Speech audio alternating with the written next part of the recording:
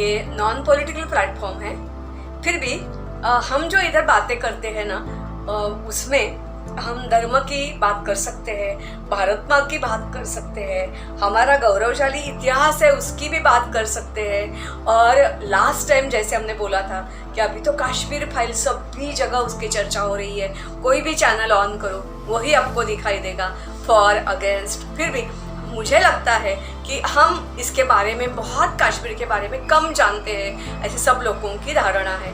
तो इसके लिए इसके पीछे का ये और इसके आगे के भी कोई जो एपिसोड्स है या पार्ट है वो हम कश्मीर को ही डिवोट करेंगे, क्योंकि हमने बहुत बड़ा अन्याय कश्मीर के ऊपर किया है, बहुत बड़ा अन्याय।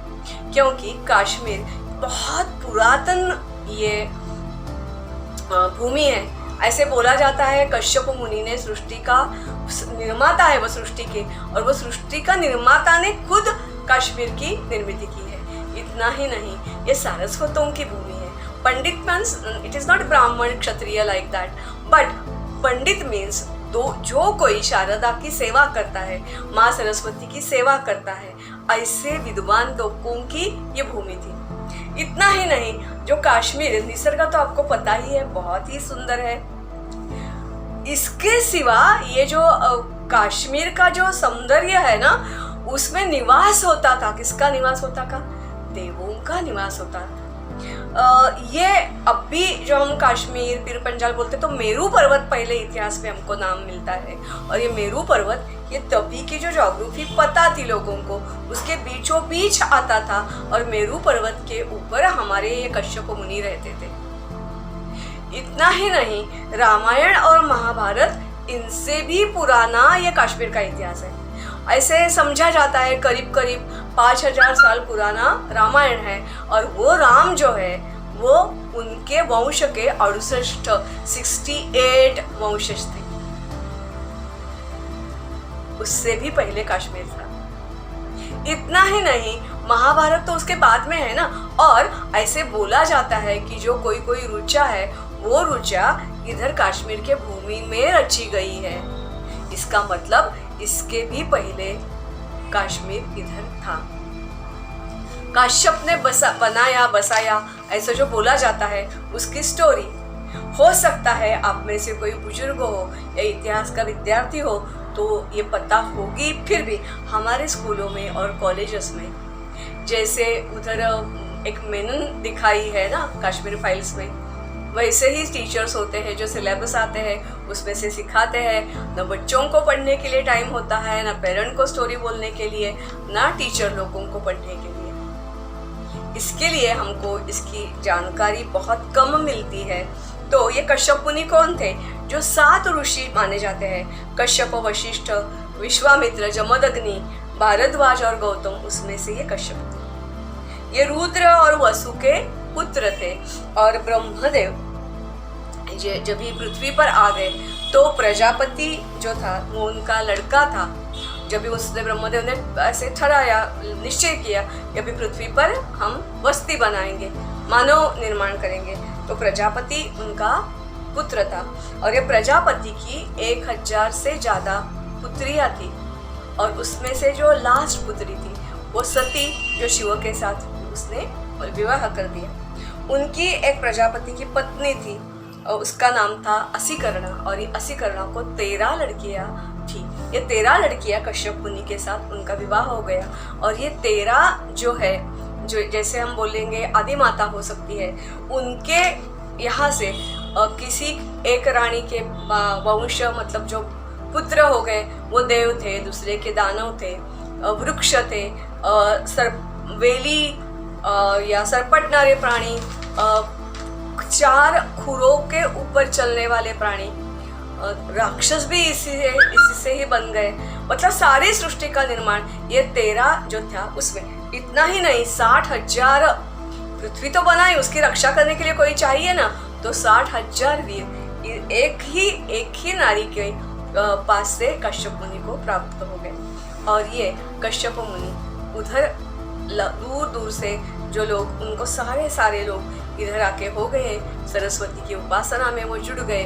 और कश्यप मुनि खुद मेरू पर्वत पे जाके बैठता था। ऐसा भी बोला जाता है कि परशुराम जब भी उसने सारी पृथ्वी अपने कब्जे में कर दी तो सारी पृथ्वी उसने कश्यप मुनि को दे दी और खुद उनको ऐसे बोला गया था कि तुम इधर नहीं रहोगे।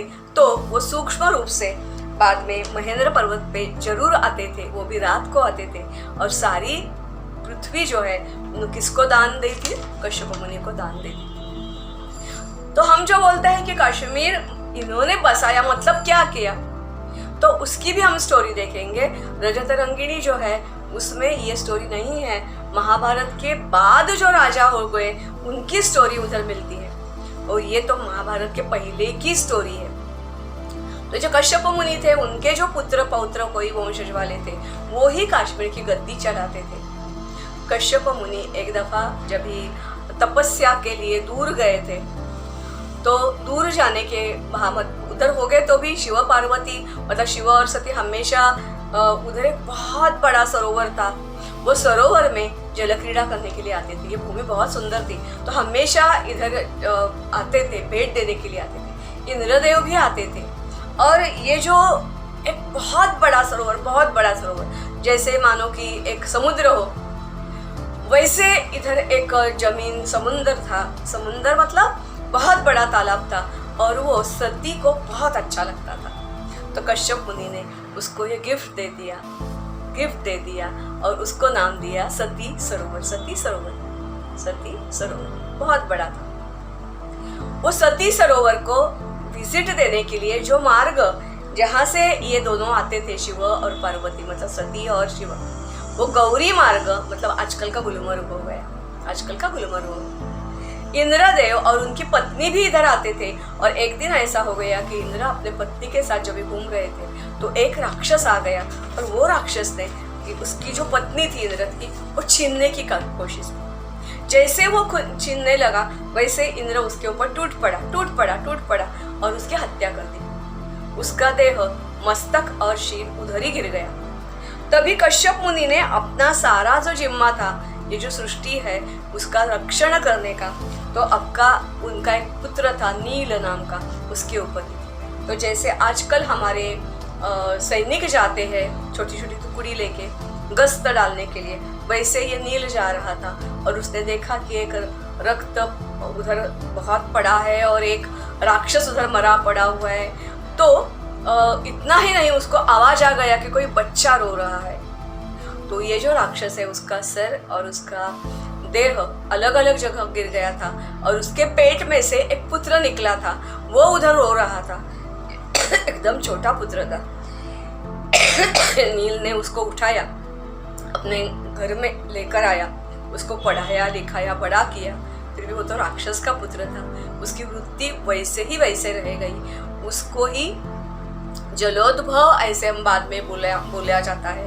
ये जलोद्भव बहुत लोगों को परेशान करता था।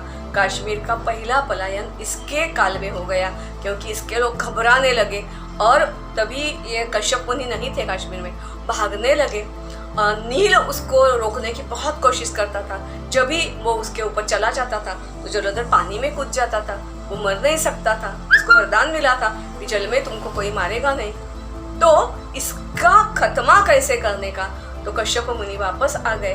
उन्होंने शिव को बुलाया और विष्णु को भी बुलाया और इसका जो अनंत नाग करके एक लड़का था उसको भी बुलाया और उनके ऊपर जिम्मेदारी छोड़ दी कि ये जो जलोद्भव है उसका राक्षस जो है उसका नाश कैसे करें। तो एक तरकीब निकाली गई।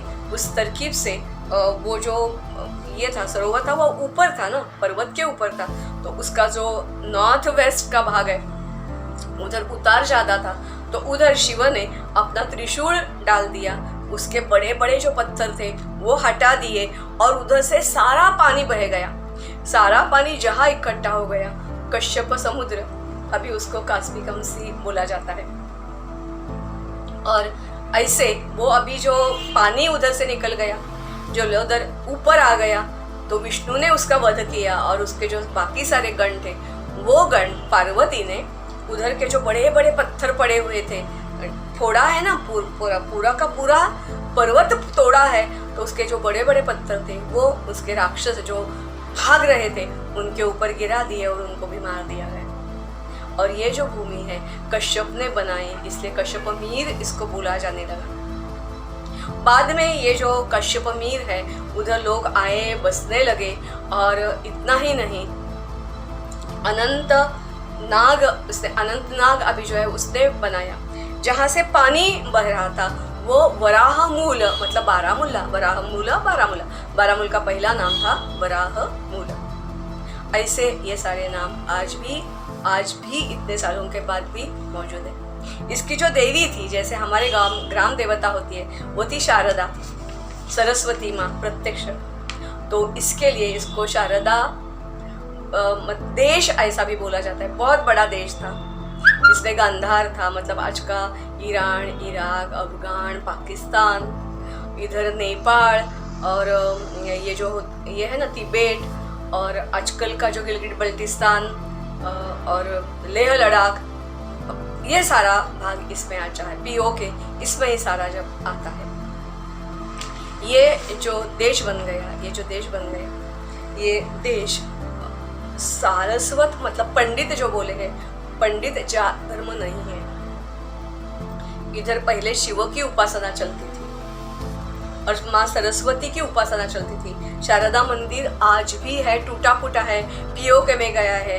हमारे लोगों को, नेताओं को बहुत जल्दी थी, स्वातंत्रता मिलने की बहुत जल्दी थी, जो सीमा बनाई गई, तो ये LOC के एकदम नज़दीक है, तो भी हम ये भूल गए कि हमारा सरस्वती, मतलब देवी उपासना सरस्वती, वो भी हमने पाकिस्तान के एरिया में छोड़ दिया। क्यों पता नहीं मुझे, उनको ही जाकर पूछना पड़ेगा ऊपर जाके, तभी वो चला गया।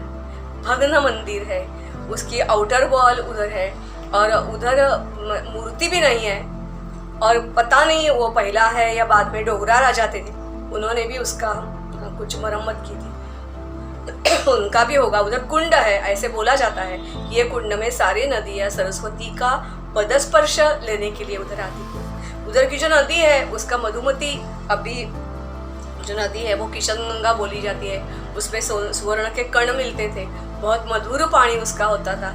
और वो ये जो सरस्वती माँ जो है उसका मंदिर, उसका स्थान उधर था, इसके लिए देश को शारदा देश ऐसे भी बोला जाता है, शारदा देश ऐसे भी बोला जाता है। तो ये है हमारा कश्मीर। इतना ही नहीं, इसके जो कश्यप मुनि के जो कोई बेटे, पुत्र, पौत्र हो गए, वो ही इसके ऊपर राज्य करते थे। बाद में हम नेक्स्ट जो एपिसोड देखेंगे उसमें देखेंगे कि ये जो कश्यप मुनि के पुत्र के बाद कौन कौन से घराने, पांडवों ने इसके ऊपर राज्य किया महाभारत के बाद, और कौन कौन है, सबका तो आपको पता नहीं होगा। जिसको पता होगा वो ज़रूर इसमें और ऐड कर सकता है, क्योंकि मैं तो दावा नहीं कर सकती हूँ कि मेरी जानकारी 100% है, करेक्ट है, ज़रूर करेक्ट है, क्योंकि इसका जो सारा पुराण जो है वो नीलतम पुराण जो है, वो नीलतम पुराण, और महाभारत में भी इसका उल्लेख जरूर मिलता है, विष्णु पुराण में भी इसका उल्लेख मिलता है, रामायण महाभारत तो है ही है। और गांव के जो नाम है, जैसे लाहौर कहाँ था, लाहौर कहाँ का लाहौर आ गया, जो राम, उसके जो लवा और कुश, तो लवन में बसाया हुआ लावा करके ये लाहौर बाद में बन गया। इतने सारे गांव आपको मिलेंगे। अभी रिसेंटली एक उत्खनन शुरू है, और बोला जाता है सरस्वती नदी जब भी लुप्त हो गई ना, तो सारा हमारा भूगोल बदल गया, इतिहास बदल गया। तो हड़प्पा संस्कृति जो है उससे भी पुरानी संस्कृति इधर कश्मीर में बसती थी, ऐसे बोला जाता है। इसलिए ये जो मुगल, मुस्लिम, आक्रांता जो तुर्क आ गए, वो जो दावा करते हैं भूमि हमारी है, वो बिल्कुल गलत है। हाँ, इधर शिव की उपासना जरूर होती थी।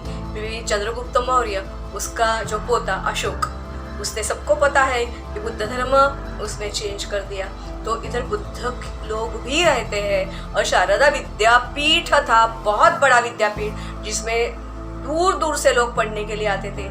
इसकी लाइब्रेरी बहुत प्रसिद्ध थी। और अब हम जो बोलते हैं ना कि 16 विद्या 64 कला, सारी की उपासना इधर होती थी।